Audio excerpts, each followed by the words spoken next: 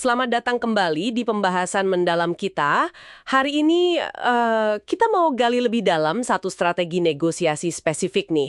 Sumbernya dari buku David Rosen, 99 Negotiating Strategies. Tepatnya bab 31. Judul babnya Bundle Terms Together. Atau ya, menggabungkan klausul lah istilahnya. Kita mau coba pahami, kenapa sih ini bisa efektif dan gimana cara kerjanya menurut Rosen? Betul. Dan mungkin perlu kita garis bawahi dulu ya di awal, pendekatan Rosen di buku ini tuh cenderung sangat kompetitif atau kalau dalam istilah negosiasi ya distributif lah. Jadi fokusnya gimana caranya Anda dapat porsi paling banyak. Kadang ya kebutuhan pihak lawan agak dikesampingkan. Ini penting buat ngebaca strategi ini nanti. Oke, paham konteksnya. Nah, mari kita bedah bab 31 ini. Menggabungkan klausul. Konsep dasarnya gimana tuh? Apa sekedar, numpuk permintaan jadi satu? Ya, sederhananya begitu. Anda ambil beberapa isu atau poin negosiasi, bisa yang penting buat Anda, bisa yang kurang penting, terus dijadikan satu paket tawaran utuh. Nggak bisa dipisah-pisah. Satu paket ya. Iya. Menarik.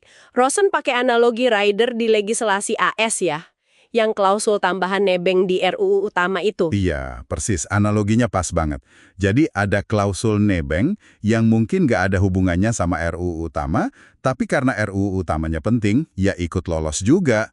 Tujuannya jelas strategis. Oke, jadi ini bukan sekedar daftar belanjaan, tapi ada, perhitungan di baliknya ya. Justru itu. Yang menarik kan bagaimana ini bekerja.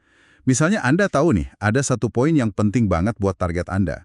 Nah, poin krusial ini Anda ikat dengan poin lain yang sebenarnya sangat menguntungkan buat Anda. Oh, jadi kalau mereka mau yang satu itu, Ya, mereka terkaksa atau setidaknya tergoda untuk menerima paketnya secara keseluruhan.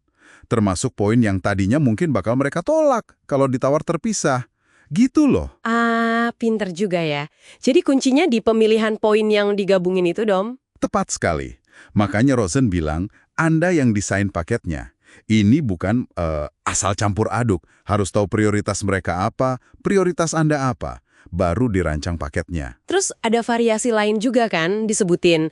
Kayak masukin satu poin penting, tapi sebenarnya kita udah siap lepas poin itu, ditambah tuntutan kecil-kecil lain. Nah, ini juga taktik cerik. Poin penting itu jadi kayak umpan atau nilai tawar palsu. Nanti Anda bisa korbankan poin itu seolah-olah Anda kasih konsesi besar.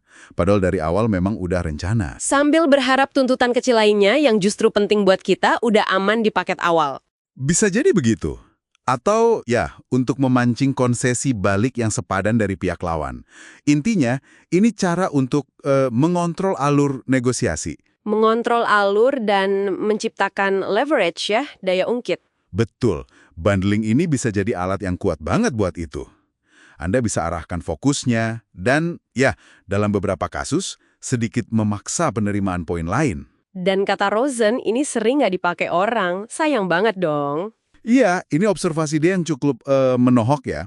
Katanya banyak orang yang ngaku negosiator hebat, tapi justru nggak kepikiran atau nggak efektif pakai bundling. Jadi kayak ada senjata ampuh tapi nggak dipakai gitu. Wah, oke. Jadi apa nih artinya buat kita, buat Anda yang dengerin? Gimana kita bisa coba pakai ini? Mungkin pas minta naik gaji? Atau beli rumah gitu? Bisa banget. Coba deh pikirin. Ada nggak beberapa permintaan atau tawaran Anda yang bisa dijadiin satu paket? Bisa nggak Anda kaitkan sesuatu yang buat Anda bagus kalau dapat, dengan sesuatu yang buat pihak lain itu wajib dapat? Tapi tadi dibilang perlu perencanaan cermat ya. Nah, itu dia kuncinya. Kata Rosen, harus thoughtfully digabungkan. Perlu dipikirkan matang-matang. Artinya, Anda harus benar-benar paham prioritas Anda dan prioritas target Anda itu apa. Yang mana yang must have buat mereka, mana yang cuma nice to have. Jangan cuma asumsi. Risetnya harus kuat berarti ya. Iya, tanpa pemahaman itu, bundling malah bisa jadi bumerang, bener nggak? Jadi, coba deh Anda refleksi. Seberapa sering sih Anda benar-benar analisis mendalam soal ini sebelum nawarin paket? Oke, jadi rangkumannya nih dari bab 31, bundling itu cara strategis buat mengemas poin-poin negosiasi biar dapat keuntungan. Alat yang kuat, potensial, tapi butuh kecermatan dan sering terlewatkan. Betul.